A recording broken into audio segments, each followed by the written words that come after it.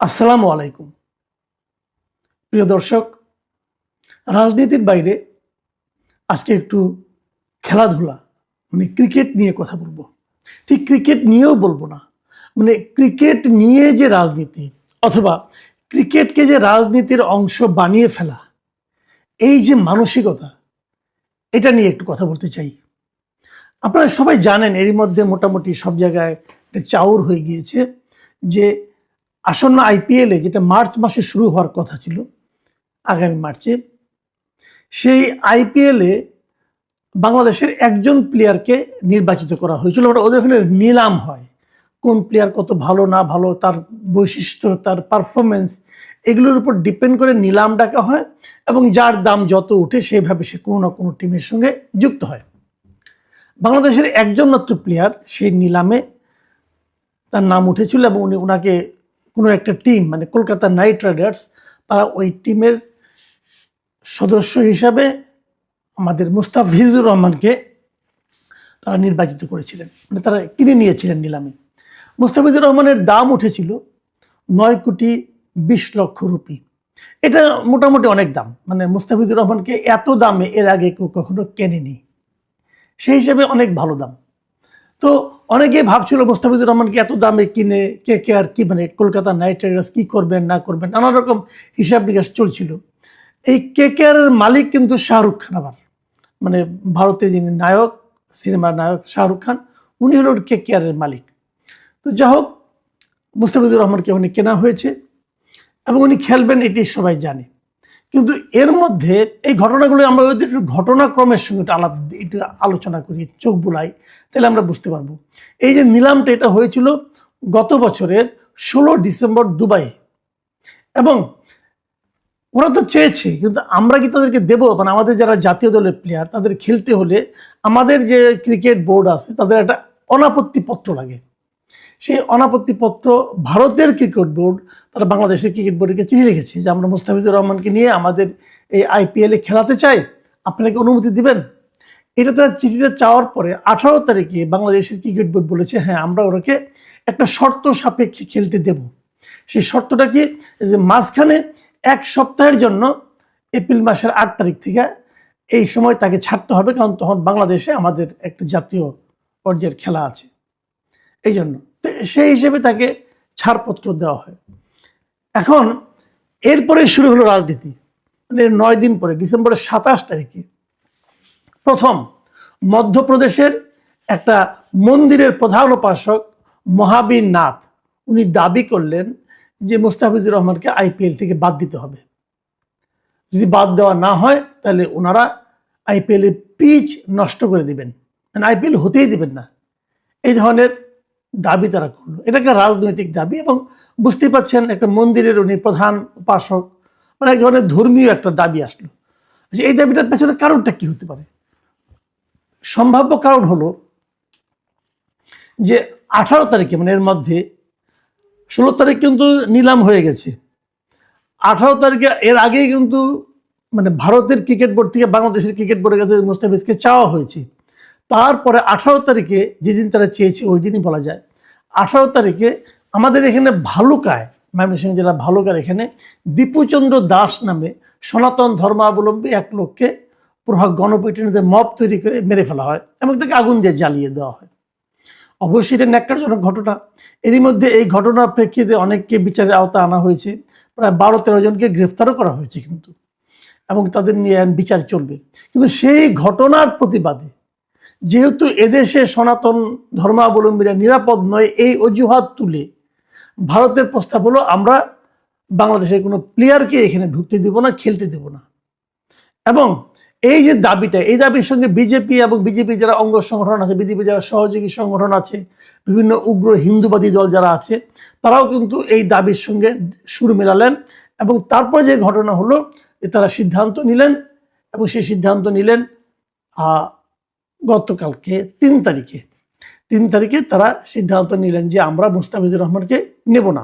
প্রথমে সিদ্ধান্ত নিল ভারতীয় ক্রিকেট বোর্ড, তারপরে সেই সিদ্ধান্ত তারা কেকেআর এই কলকাতা নাইট রাইডার্সকে জানিয়ে দিল, এবং কলকাতা নাইট রাইডার্স তারাও বললো আমরা মুস্তাফিজুর রহমানকে ছেড়ে দিচ্ছি, তাকে আমরা নেব না।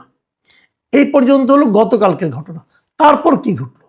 তারপর যে ঘটনা ঘটলো, যে বাংলাদেশের কর্তৃপক্ষ যারা আছেন, বাংলাদেশের ক্রিকেট বোর্ড বলেন, বাংলাদেশের গভর্নমেন্ট বলেন, বাংলাদেশের সাধারণ মানুষ বলেন, অথবা বাংলাদেশে যারা খেলোয়াড় আছে তারা বলেন, এরা সবাই কিন্তু এই ঘটনায় তীব্র প্রতিক্রিয়া জ্ঞাপন করলো, তীব্র প্রতিক্রিয়া প্রকাশ করলো। তাদের বক্তব্য হলো যে বাংলাদেশে যে সংখ্যালঘু হত্যার ঘটনা ঘটেছে এটা অবশ্যই নির্মম এবং এর জন্য বিচারও হচ্ছে। বাংলাদেশে অনেক হত্যাকাণ্ডের ঘটনা ঘটে, সেগুলো বিচার হয়, এবং কেবল বাংলাদেশে না, ভারতেও অনেক হত্যাকাণ্ড ঘটে, ভারতেও অনেক সংখ্যালঘুকে মারা হয়, সংখ্যালঘুকে অত্যাচার করা হয়, টর্চার করা হয়, এরকম বহু ঘটনা আছে। ওখানেও আগুন জ্বালিয়ে পুরা হয়েছে, অনেক ঘটনা আছে। এক ভদ্রলোকের বাসায়, এক মুসলিম ভদ্রলোকের বাসার তার ফ্রিজের মধ্যে গরুর মাংস আছে এই সন্দেহ করে ওই লোককে জীবন্ত পুড়িয়ে মারা হয়েছে, এমন ঘটনাও কিন্তু ভারতে ঘটেছে। একটা দুইটা না, এরকম অনেক ঘটনা আছে। আর ওই জম্মু কাশ্মীরের কথা বাদই দিলাম, ওখানে কি হয়েছে। তো এই যে ঘটনাগুলো আছে, এগুলোর প্রেক্ষিতে ভারত নিশ্চয়ই ব্যবস্থা নিচ্ছে অথবা নেবে, কিছু একটা তো করবে, তাদের দেশে ঘটনা যেহেতু। কিন্তু সেই কথাকে সামনে এনে আমরা কি ভারতের সঙ্গে আমাদের অন্য কোনো ধরনের ক্রিয়া ইভেন্টকে বন্ধ করে দেওয়া কি ঠিক হবে? এই প্রশ্নগুলো কিন্তু জরুরি। কিন্তু ভারত এবার তাই করলো। ভারতের এই ধরনের উদাহরণ তারা পাকিস্তানের সঙ্গে করেছে। পাকিস্তান তাদের শত্রু রাষ্ট্রে পরিণত হয়েছে। তারা পাকিস্তানে গত কয়েক বছর ধরে, কয়েক দশক ধরে তারা পাকিস্তানে কিন্তু খেলতে যায় না। বিশ্বকাপের সময়ও তারা পাকিস্তানে খেলতে যায় না। পাকিস্তান ইন্ডিয়াতে আসে, কিন্তু ভারত পাকিস্তানে যায় না, তারা খেলে না। এমনকি কিছুদিন আগে একটা টুর্নামেন্ট আমরা দেখলাম, খেলা শেষে দুপক্ষের খেলোয়াড়দের হাত মেলানোর যে একটা সৌজন্যতার পদ্ধতি আছে, ভারতের প্লেয়াররা পাকিস্তানের সঙ্গে হাত মেলাতে পর্যন্ত অস্বীকৃতি জ্ঞাপন করে। এটা ক্রীড়ার যে স্পোর্টসের যে স্পিরিট, তার সঙ্গে কতটুকু যায় এটা আমি জানি না, কিন্তু এরকম হচ্ছে। এবং তারই প্রতিফলন যেন আমরা এবার দেখলাম বাংলাদেশের সঙ্গে। নানা ধরনের মতামত কিন্তু আছে। আমরা যেমন বলি, যখন আমরা বলি যে বাংলাদেশে মানে কেন বাংলাদেশকে খেলতে দেওয়া হবে না, ভারতে তারা আমাদের একজন প্লেয়ারকে নেবে না, এটা কি ওই ঘটনার সঙ্গে এটা কি জড়িত? খেলার সঙ্গে আপনার রাজনীতিকে কেন মেশাচ্ছেন, যখন এগুলো বলা হয়, তখন আবার ভারতের দিক থেকেও কিছু লোককে দেখে মন্তব্য করে। তারা বলে যে খেলার সঙ্গে তো রাজনীতি আপনারাও মেশাচ্ছেন, আমরা কীভাবে মেশাচ্ছি? তখন তো একটা অজুহাত দেয়। সেই অজুহাত মানে দুটো ঘটনার কথা বলে, যে সাকিব আল হাসান আপনাদেরই প্লেয়ার, তাকে আপনারা খেলতে দিচ্ছেন না, কেন দিচ্ছেন না? রাজনীতির কারণেই তো দিচ্ছেন না। মাশরাফি মুর্তজা, তাকেও আপনারা খেলতে দিচ্ছেন না কেন? রাজনীতির কারণে দিচ্ছেন না। বা রাজনীতি তো আপনারা করতেছেন খেলার মধ্যে, তাহলে আমরা গুলোর সমস্যাটা কি? দেখেন, এই দুইটাই কিন্তু দুই ধরনের খোরা যুক্তি আমি মনে করি। আমি কিন্তু নিজে পার্সোনালি মনে করি যে সাকিব আল হাসান একজন ক্রিকেটার, এবং সেই সঙ্গে সাকিব আল হাসান বাংলাদেশের একজন পলিটিশিয়ান। রাজনীতিবিদ হিসাবে যদি তার কোনো অপরাধ থেকে থাকে, তার জন্য রাজনীতিবিদ হিসেবে তার বিচার হতে পারে, এটা নিয়ে আমার কোনো আপত্তি নেই। কিন্তু সেই কারণে তাকে খেলতে না দেওয়ার যে ইচ্ছা, খেলতে না যাওয়ার যে প্রবণতা, খেলতে না দেওয়ার যে সিদ্ধান্ত, এই সিদ্ধান্তটা নিয়েছিলেন আমাদের আগের যিনি এই ক্রীড়া বিষয়ক উপদেষ্টা ছিলেন আসিফ মাহমুদ সজীব ভুঁইয়া, তার নেওয়ার সিদ্ধান্ত আমি মনে করি, তার এই সিদ্ধান্তটা আমি মনে করি ঠিক ছিল না, একেবারেই ঠিক ছিল না। এমনকি এমনও ঘটনা আছে, আমি অনেক দেশের কথা বলতে পারি, যে একজন লোক মনে করেন সে সেলিব্রিটি, সে মুভি করে অথবা সে ভালো খেলে, তার একটা অপরাধ করেছে, সে অপরাধে সে জেলে আছে, কিন্তু যখন সে খেলাটা হয়েছে তখন জেল থেকে তাকে প্রেরণে মুক্তি দিয়ে ওই খেলাটা খেলতে দেওয়া হয়েছে। ওই স্টারকে ওই জেলখানা থেকে মুক্তি দিয়ে তাকে মুভিটা করতে দেওয়া হয়েছে, এবং মুভির শুটিং করার পরে তাকে আবার জেলখানায় ঢোকানো হয়েছে। কারণ তার পেশাগত যে দক্ষতা, সেই দক্ষতাকে সেই সরকার কাজে লাগাতে চায়। আপনারা যদি সাকিব আল হাসানকে বিচার করতে চান, বিচার করেন ভাই, কিন্তু তাকে খেলতে দেবেন না কেন? টিভিতে তার নাম থাকবে না কেন? এই ধরনের বালখিল্যপূর্ণ আচরণ আমাদের আগের যারা এই নাবালক কিছু ব্যক্তিকে যে উপদেষ্টার পদে বসানো হয়েছিল, তাতে যে আমাদের কত বড় ক্ষতি হয়ে গেছে সেটা এখন আমরা হারে হারে টের পাচ্ছি। তো তাদের আমার এই সিদ্ধান্তগুলি কিন্তু নেওয়া হয়েছিল, কি লাভ হয়েছে এখনো জানি না। তারা হয়তো কোনো একদিন ইতিহাস হয়তো বিচার করবে, তারা দেশের জন্য, দেশের ক্রীড়াঙ্গনের জন্য, দেশের রাজনীতির জন্য কতটা লাভ করেছেন। যাই হোক, সেটা অন্য প্রসঙ্গ। তো তারা ওইগুলি বলে, কিন্তু আমার কথা হলো কি, যদি তারা ওই ভুলটা করেও থাকে, তবুও কি ভারতের উচিত হয়েছে যে আইপিএল এর একজন প্লেয়ারকে বন্ধ করে দেওয়া? আচ্ছা ধরুন, কথার কথা আমি বলি, আইপিএল এ বাংলাদেশ থেকে এই প্লেয়ারটি যদি মুস্তাফিজুর রহমান না হয়ে যদি লিটন দাস হতো, অথবা যদি সৌম্য সরকার হতো, তাহলেও কি তারা বাদ দিতেন? এরা সংখ্যালঘু, বাদ দিতেন? আমি জানি না তারা কি বলবেন। এটা কি রাষ্ট্রের দোষ, নাকি রাজনীতির দোষ, নাকি ধর্মের দোষ? মানে কারণটা কি, ধর্ম, রাষ্ট্র, নাকি পলিটিক্স? এই বিষয়গুলো কিন্তু জরুরি, এই বিষয়গুলো সমাধান হওয়া দরকার। এখন দেখুন, আমাদের সঙ্গে ভারতের সম্পর্কে টানাপোড়েন চলছে, নানা কারণেই চলছে। তাদের একান্ত অনুগত আওয়ামী লীগ সরকার দেশ থেকে বিতাড়িত হয়েছে, এই জন্য তারা মন খারাপ করতেই পারে, কোনো সমস্যা নাই। কিন্তু সেই মন খারাপের যে প্রতিক্রিয়া তারা দেখাচ্ছে, সেই প্রতিক্রিয়াগুলি কি খুব শোভন হচ্ছে?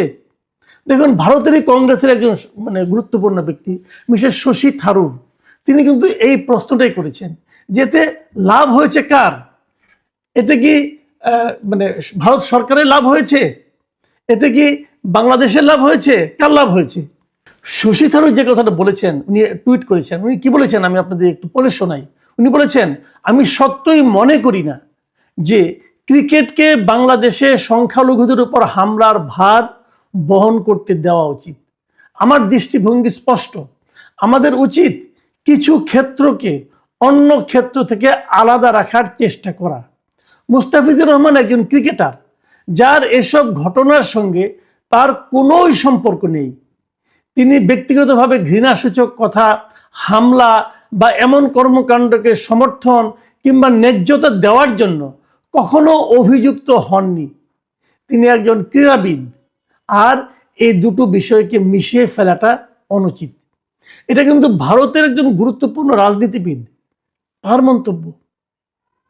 তার মানে ওখানেও কিছু লোক আছে যারা নাকি এই উগ্র চিন্তাগুলিকে সমর্থন করছে না। আমি আরেকটা কথা বলে শেষ করি। ধরা যাক আমাদের এখানে দীপুচন্দ্র দাস এরকমভাবে নৃশংসভাবে উনি নিহত হয়েছেন, এটা অবশ্যই নিন্দার এবং এর বিচার, এর কঠিনতম বিচার হওয়া উচিত। কিন্তু আমাদের দেশে মবের শিকার হয়ে অনেক মুসলমানও তো মারা গেছে, অনেক মুসলমান মারা গেছে গত এক বছরে, অনেক শতাধিক। সেই সমস্ত ক্ষেত্রে ভারত কেন প্রতিক্রিয়া প্রকাশ করে নাই? ভারত কেন বলে নাই এই মবের শিকার হয়ে এই লোকগুলিকে আপনাদের মারা ঠিক হচ্ছে না? বলে নাই তো। তারা খালি হিন্দু যে বলেই তারা বললো। আচ্ছা, এটা বাদ দেন, এর আগে যখন আওয়ামী লীগ গভর্নমেন্ট সরকারে ছিল, তখন আওয়ামী লীগ আমলে তো অনেক লোক গুম হয়ে গেছে। গুমের ঘটনা নিয়ে তো এর মধ্যে গুম কমিশন হয়েছে, আমরা জানতে পেরেছি বছরের পর বছর কিভাবে একজন লোককে আটকে রাখা হয়েছে। সেই সমস্ত ঘটনা নিয়ে কি ভারত এই যাবৎকালে কখনো কোনো প্রতিক্রিয়া প্রকাশ করেছে? সেই গুম হওয়া লোকদের মধ্যে তো হিন্দুও ছিল, সংখ্যালঘু লোকও ছিল, তো তখনও তারা এই ধরনের কোনো রিয়াকশন প্রকাশ করেনি। এখন কেন করছে? আসলে এখানে ধর্মটা ইস্যু না, এখানে ইস্যু হলো রাজনীতি, এখানে ইস্যু হলো পলিটিক্স। সে কারণেই যখন নাকি মিস্টার জয়শঙ্কর এদেশে এসেছিলেন খালেদা জিয়ার শেষকৃত্যে অংশ নিতে এবং তারেক রহমানকে সমবেদনা জানাতে, তখন আমি যেন ভেবেছিলাম যে বোধ করি একটা পলিটিক্যাল গভর্নমেন্ট আসলে পরে সেই সমস্যাটা কিছুটা হলে মিটবে। কিন্তু এখন তারা যা করলো মুস্তাফিজুর রহমানকে কেন্দ্র করে, এখন কিন্তু তারা বিএনপিকেও বিপদে ফেলে দিল। বিএনপি যদি চায়ও যে আমরা ভারতের সঙ্গে একটা সম্পর্ক অথবা সুসম্পর্ক করব, সেটা কিন্তু আমাদের মাস পিপলের চিন্তার বিপরীতে যে করতে হবে। কারণ এই ঘটনার মাধ্যমে ইন্ডিয়া কিন্তু আমাদের মাস পিপলকে, আমাদের সাধারণ মানুষকে ক্ষিপ্ত করে দিয়েছে। দেখুন এর মধ্যে ফল কি হয়েছে। আমাদের ক্রীড়া বিষয়ক উপদেষ্টা তিনি বলেছেন যে আমাদের উচিত ভারতে যে আগামী এই মাসের এই ফেব্রুয়ারি 7 তারিখ থেকে যে টি-20 বিশ্বকাপ হওয়ার কথা, সেখানে অংশগ্রহণ না করা। বাংলাদেশের টি-20 বিশ্বকাপে কয়েকটা ম্যাচ আছে, প্রথম পর্যায়ে সবগুলি ম্যাচ কিন্তু ভারতে হবে। টি-20 বিশ্বকাপটা হবে ভারতে এবং শ্রীলঙ্কায়। প্রথম পর্যায়ে সবগুলি ম্যাচ ভারতে হবে। এরই মধ্যে বাংলাদেশ সিদ্ধান্ত নিয়েছে, ক্রিকেট বোর্ড সিদ্ধান্ত জানিয়ে দিয়েছে আইসিসিকে, মানে ইন্টারন্যাশনাল ক্রিকেট কাউন্সিলকে জানিয়ে দিয়েছে যে আমরা ভারতে কোনো ম্যাচ খেলবো না। এবং আমাদের ক্রিকেট বোর্ডের যুক্তি খুব সহজ, যে ভারত যদি আমার একজন মুস্তাফিজুর রহমানকে নিরাপত্তা দিতে না পারে, তাহলে আমার 11 জন প্লেয়ার, 20 জন প্লেয়ারকে তারা কীভাবে নিরাপত্তা দেবে? আমরা ভারতে নিরাপদ অনুভব করছি না, আমরা ভারতে কোনো ম্যাচ খেলবো না। কারণ ভারতে ম্যাচ না খেলে ভারত কী করবে? বাংলাদেশের পক্ষ থেকে বলা হয়েছে এই ম্যাচগুলি শ্রীলঙ্কায় হোক। শ্রীলঙ্কায় কীভাবে করবে? কারণ ভারতের এই প্রত্যেকটা টিমের 25 জন 26 জন লোকের হোটেল ভাড়া, বিমানের টিকিট সব তো হয়ে গেছে, ধারাভাষ্যকার সব তো ঠিক হয়ে গেছে। তাহলে কীভাবে সমাধান করবে ভারত? ভারত কিন্তু এ নিয়ে বলছে যে এরকম আবদার করলে হয় না, কিন্তু আবদার করার বাস্তবতা তো আপনারা তো তৈরি করেছেন। কেন আপনারা এটা করতে গেলেন? এর সমাধান কি হবে আমি জানি না, এর ফলও যে খুব একটা শুভ হবে আমি সেটাও মনে করি না। এরই মধ্যে বাংলাদেশের মানুষের মধ্যে এক ধরনের আবেগ তাড়িত হয়ে এক ধরনের কথা তারা বলছেন, এবং এটাকে আমি একদম উড়িয়ে দিই না। আমাদের ক্রীড়া বিষয়ক যিনি উপদেষ্টা আছেন ডক্টর আসিফ নজরুল, তিনি বলেছেন যে ভারতের IPL এর সম্প্রচার বাংলাদেশে বন্ধ করতে হবে। উনি ম্যাচগুলো না দেখার আহ্বান জানিয়েছেন। আমি জানি ভারত বলবে না দেখলে আমাদের কি হবে, হ্যাঁ কিছুই হবে না, কিন্তু আপনারা একটা কথা ভাবুন, আপনাদের একটা ম্যাচ, এত গুরুত্বপূর্ণ একটা টুর্নামেন্ট, সেটা আপনার পার্শ্ববর্তী দেশ দেখছে না, আপনারা সকল প্রতিবেশীর সঙ্গে ঝগড়া লাগিয়ে দিচ্ছেন। কেন করছেন এটা? এই রাজনীতিতে কার লাভ? আমি যাই না।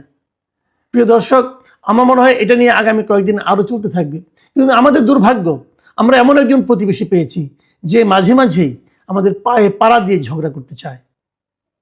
আমি জানি না এর শেষ কবে হবে।